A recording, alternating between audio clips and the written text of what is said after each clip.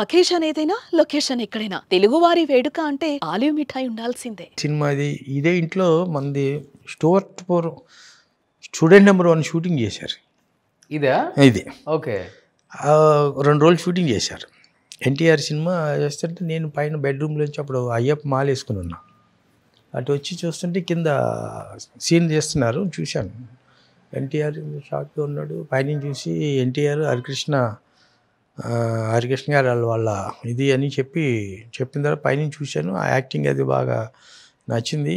తర్వాత ఆ రోజు నైటు ఇంట్లో ఆలోచిస్తూ వీడెవరితో స్పార్క్ మంచి టాలెంటెడ్ కుర్రలా ఉన్నాడు, వీడితో మనం ఎందుకు సినిమా చేయకూడదు అని చెప్పి ఒక కమర్షియల్ డైరెక్టర్ని పెట్టి కమర్షియల్ ఫ్యామిలీ నుంచి వచ్చిన హీరో కాబట్టి ఎన్టీఆర్ బాలకృష్ణ ఈ ఫ్యామిలీ నుంచి వచ్చాడు కాబట్టి ఏదైనా పెట్టి చేస్తే ఎలా ఉంటుంది అని ఒక ఆలోచన వచ్చింది. ఆలోచన వచ్చిన తర్వాత ఆ 2 రోజులు అబ్జర్వ్ చేశాను. అబ్జర్వ్ చేసిన తర్వాత పెద్దగా సరే మాట్లాడదాం అని చెప్పి అనుకుని షూటింగ్ కూడా వెళ్ళాను. ఒకరోజు వెళ్ళిన తర్వాత సినిమా చేద్దాం అనుకుంటున్నాను, ఎందుకో మా ఇంట్లో షూటింగ్ చేశాక నీ మీద సినిమా చేయాలనిపించింది. ఏంటని అడిగితే భలేవారు సార్, మీరు ఎప్పుడంటే బాబాయ్తో సినిమా తీశారు కదా సార్ అన్నాను.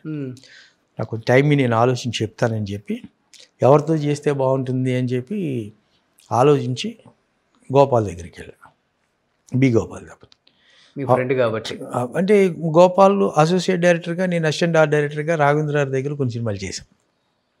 అప్పటి నుంచి టెక్నీషియన్స్ మేక మెడ్రాస్. కానీ భయం అనిపించలేదా? ఇప్పుడంటే బాలకృష్ణ గారు అంటే ఎన్టీఆర్ కొడుకు, బాలకృష్ణ అప్పటికి నెక్స్ట్ లెవెల్లో ఉన్నారు. కానీ జూనియర్ ఎన్టీఆర్ అనగానే అప్పుడు ఇంత ఫ్యామిలీ సపోర్ట్ లేదు, ఇంత పెద్ద స్టారు కాదు. బట్ ఇలాగా డైలాగ్ డెలివరీ ఉంటుందా, ఎంత డ్యాన్స్ చేసేవాడా, సింగిల్ టేక్ ఆర్టిస్టా, ఇవన్నీ ఉన్నాయా సార్ అప్పుడులో? ఏ సపోర్ట్ లేకుండా పైకి లేపడం కష్టం కదా అప్పుడులో. అప్పుడు ఇదే జరిగింది డిస్కషన్. చేస్తే గోపాల్ దగ్గరికి వెళ్తే ఆ రోజు గోపాల్ పొజిషన్ తెలుసా మీకు? Samarasimha Reddy super duper hit, Narasimha Naidu super duper hit. Okay. దాని తర్వాత ఏ సినిమా చేయాలని కూర్చున్నాడు. ఓకే. ఏ సినిమా చేయాలని కూర్చున్న టైంలో నేను వెళ్తే అసలు నీకేమైనా బుద్ధి ఉందా, మత్తుందా, అప్పుడు ఇంత పెద్ద హిట్లు ఇచ్చి కూర్చున్నాను, పెద్ద హీరోని తెచ్చుకోవచ్చు కదా, అప్కమింగ్ హీరోతోటి చేయటం ఏంటి, చిన్న హీరోతో చేయటం ఏంటి అనే దాంతో అప్పుడు అన్నాడు. ఎన్టీఆర్తో సినిమా అనగానే ఎన్టీఆర్ మీద చంటి మనకు వర్కౌట్ అవుతుందా, అంత బిజినెస్ అవుతుందా, ఇప్పుడు అప్పటికే పెద్ద బడ్జెట్ల సినిమాలు కదా అనే లెక్కలో ఉన్నారు. లేదు గోపాల్, నాకెందుకో చేస్తే బాగుంటుంది అనిపిస్తుంది, అది ఇది అన్నాను. నీకు ఏదైనా చేయాలంటే చూద్దాం, దాన్ని బట్టి ఆలోచిద్దాం అని చెప్పి అన్నాడు. అనేది అది మాకు ఒక 1 month పట్టింది. 1 month ఎన్టీఆర్ని హీరోగా పెడదాం వద్దని అందరూ వద్దని. ఓన్లీ రీజన్ ఏంటి సార్? అంటే గోపాల్ సమరసింహారెడ్డి, నరసింహనాయుడు ఇచ్చేసి పెద్ద ఎక్కడున్నాడు, టాప్ పొజిషన్లో ఉన్నాడు. ఆ టైంలో ఆ రేంజ్ ఖర్చు పెట్టాలంటే వర్కౌట్ అవుతుంది కదా. ఆది అవన్నీ తీశాడు కదా. అప్పటికి ఆది రిలీజ్ అవ్వలేదు, స్టూడెంట్ నెంబర్ 1 రిలీజ్ అవ్వలేదు. స్టూడెంట్ నెంబర్ 1 కూడా రిలీజ్ అవ్వాలా, ఆది రిలీజ్ అవ్వాలా. నేను ఆ స్టూడెంట్ నెంబర్ 1 షూటింగ్ టైంలో ఆ కుర్రను చూసి చేద్దామన్నది. ఓకే. ఇక్కడ షూటింగ్ చేస్తున్నారు కదా అని. అప్పుడు నేను అంటే టైం తీసుకున్నాను సార్. పరశురు గోపాలకృష్ణ గారి దగ్గర కూర్చున్నాను. గోపాలకృష్ణ గారితో చెప్పాను, గురువా ఏం చేద్దాం ఇలా అంటే, ఆలోచించరా, ఇంతే ఉన్నాడు కదా గోపాల్, ఏమో 2 ప్రపంచాన్ని అతను ఇంతే ఉన్నాడు. ఇన్ ది సెన్స్ అప్పుడు ఆయన మైండ్లో కూడా నరసింహనాయుడు సూపర్ డూపర్ హిట్ అయిపోయింది, సమరసింహారెడ్డి సూపర్ డూపర్ హిట్ అయిపోయింది, గోపాల్ ఆ రేంజ్లో ఆలోచిస్తున్నాడు కదా, చిరంజీవి బాలకృష్ణ ఆ రేంజ్లో ఆలోచిస్తున్నాడు, తిని పెట్టి ఎలా చేస్తావరా, ఒకసారి ఆలోచించుకో నువ్వు అంటే. నేను మొండోళ్ళలాగా పట్టు వదలని విక్రమార్కుల్లాగా చేద్దామని గోపాల్ తెచ్చింది. సరే గోపాల్ అన్నాడు, సరే నువ్వు చేద్దాం అంటున్నావు కదా, ఓకే డన్ చేద్దామని చెప్పి ఒక అండర్స్టాండింగ్ వచ్చిన తర్వాత ఎన్టీఆర్ దగ్గరికి వెళ్ళాను. నేను ఎన్టీఆర్ని అప్పట్లో తాత అని పిలిచేవాడిని. అంటే నాకు పెద్ద ఎన్టీఆర్ మీద దీని మీద తాత అని పిలిచి, తాత గోపాల్తో నీతో సినిమా చేయాలనుకుంటున్నాను. వెంటనే కాగులు చేసుకుని కాళ్ళకి నమస్కారం పెట్టేసి ముద్దులు పెట్టేసి ఇవన్నీ గిల్లేసి కొరికేసి అల్లరి చేసాడు. అప్పుడు కూడా అలానే ఉండేవాళ్ళు. అప్పుడు ఎక్కువ అల్లరి, ఇప్పుడు తక్కువ. ఇంకా అప్పుడు భయంకరమైన అల్లరి. ఓకే. సరిబాబు బి గోపాల్తో అంటే బాబాయ్తో 2 సూపర్ హిట్లు ఇచ్చేసాడు. అది దీని మీద సో అనుకోకుండా అది మనం చేద్దామని ఫిక్స్ అయ్యాం. స్టూడెంట్ నెంబర్ 1 రిలీజ్ అయింది, హిట్ అయింది. స్టూడెంట్ నెంబర్ 1 రిలీజ్ అవ్వకముందే ఆది స్టార్ట్ అయింది. అది రిలీజ్ అయింది. ఆది జరుగుతున్న టైంలో మేము సినిమా కన్ఫర్మ్ చేసుకున్నాం. ఓకే. కన్ఫర్మ్ చేసుకుని ఇక్కడే ఓపెనింగ్ చేసాం, కిందే ఓపెనింగ్ చేసాం. అప్పుడు పాతిళ్ళు ఉన్నప్పుడే చేసి సినిమా స్టార్ట్ అయిన తర్వాత ఆది సూపర్ హిట్ అయిపోయింది.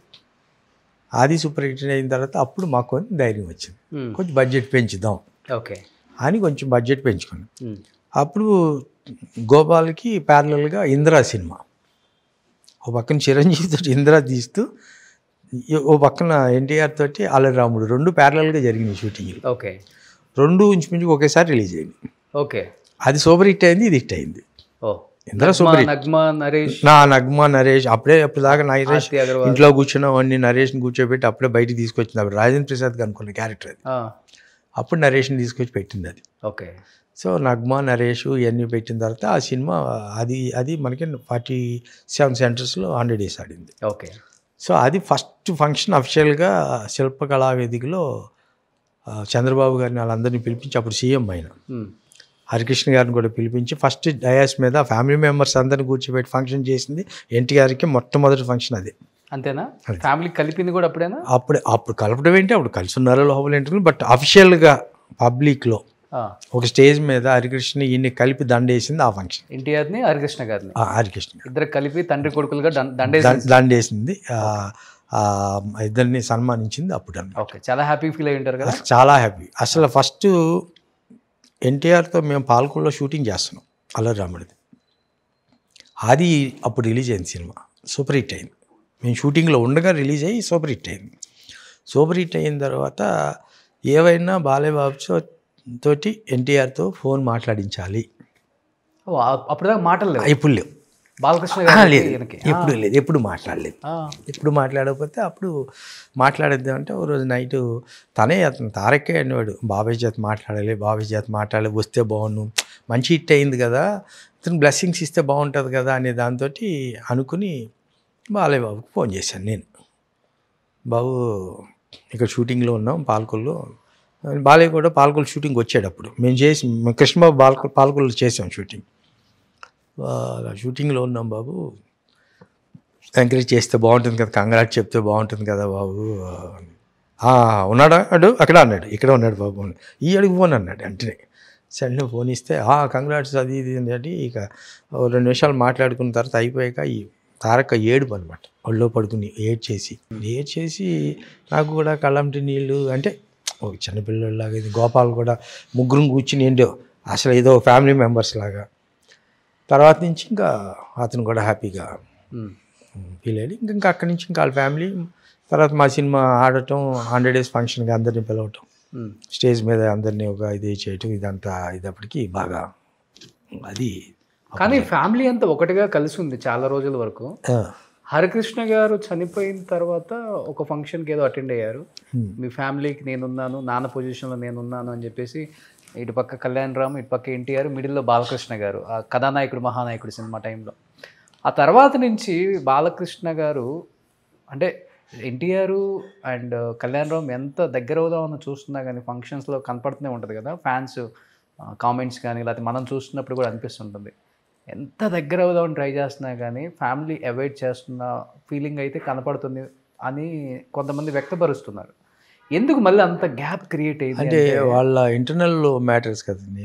ఈ మధ్య నాకు అంత కంటిన్యూగా ఎన్టీఆర్ని కలవటం జరగట్లా ఈ మధ్యకాలంలో. నాకు తెలిసి ఈ 7-8 ఏళ్ళ నుంచి తారక్ నేను ఎక్కడో ఒక ఫంక్షన్లో కలవటం తప్ప ఇక అక్కడ మనం కలిసింది లేదు. సో అందువల్ల వాళ్ళు ఇంటర్నల్గా వాళ్ళ ఫ్యామిలీ మెంబర్స్కి ఏంటి అనేది ఏ రోజు మళ్ళీ మా అబ్బాయి కలుస్తున్నాడు. వాళ్ళు ఎక్కడో ఫ్రెండ్స్ అందరూ కలిసి ఎక్కడో ఫ్రెండ్ ఇంట్లో అప్పుడప్పుడు 10 రోజులకి ఒకసారి 15 రోజులకి ఒకసారి షూటింగ్ లేనప్పుడు వాళ్ళందరూ నైట్ కూర్చుంటారు వీళ్ళంతాను సరదాగా. కలుస్తాడే తప్ప మనకి ఇంటర్నల్ మ్యాటర్ మనకి సంబంధం లేదు, మనకు తెలియదు కూడా. దాని గురించి మాట్లాడటానికి ట్రై చేయలేదా ఎప్పుడు? తర్వాత మరి మాట్లాడేద్దాం ఫోన్లో అయినా లేకపోతే కలుపుదామని. ఎందుకు వాళ్ళంతా ఒకటి అయిపోయిన తర్వాత మనకి ఎందుకండి ఇంకా వాళ్ళ ఫ్యామిలీ మెంబర్స్. అప్పుడు వేరు, బిగినింగ్ డేస్లో వేరు. తర్వాత అతను స్టార్ అయిన తర్వాత అందరూ బాగానే ఉన్నారు కదా. బాగున్నప్పుడు మనకెందుకు, మనం బచ్చాగాళ్ళం ఇప్పుడు. అప్పుడు స్టేజ్ వేరు, తర్వాత స్టేజ్ వేరు. ఓకే. సో అందువల్ల ఇంకా వాళ్ళు మనం ఏదో పొడి చేద్దాం, మనం ఏదో చేసేద్దాం అంటానికి ఇప్పుడు మనం అంతే కదా. వాళ్ళ అతనికంటూ ఒక స్ట్రేచర్, అతనికంటూ ఒక బ్రాండ్ వచ్చేసింది కదా. Of course. ఇంకొచ్చినప్పుడు మిగతా వాళ్ళతో పనే ఉంటుంది. వాళ్ళ ఫ్యామిలీ మెంబర్లు మనం ఎవరు. ఇప్పుడు ఫోన్లో కూడా మాట్లాడతా? లేదు అస్సలు లేదు. ఎన్ని ఇయర్స్ ఏంది మాట్లాడేంటి? నేను తనతో మాట్లాడి నాకు తెలిసి 10 years, more than 10 years. More than 10 years. కొంచెం పెద్ద స్టార్ అయిన తర్వాత ఇంకా లేదు. లేదు, నేను అలా వెళ్ళలేదు, దూరం అయిపోయింది. నేను వెళ్ళి కలవటం కానీ ఇది కానీ లేదు అసలు.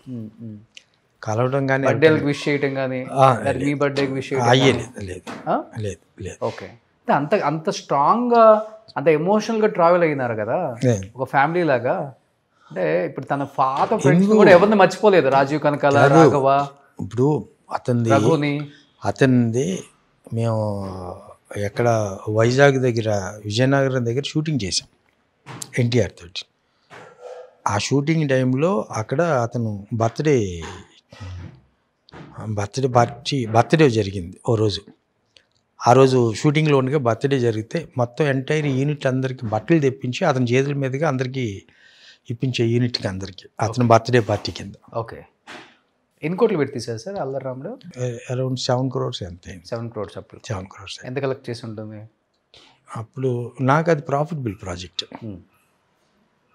ఆనెస్ట్గా నాకు హిట్ అయింది కాబట్టి సినిమా. ఎంత ఇచ్చారు రెమ్యునరేషన్ ఎన్టీఆర్కి? 25 lakhs. సో అప్పుడు 25 lakhs తీసుకుంటున్నారు. అప్పుడు మరి ఆది సూపర్ హిట్ అయింది. స్టూడెంట్ నెంబర్ 1 సూపర్ హిట్ అయింది. తర్వాత మన సినిమా. ఓకే.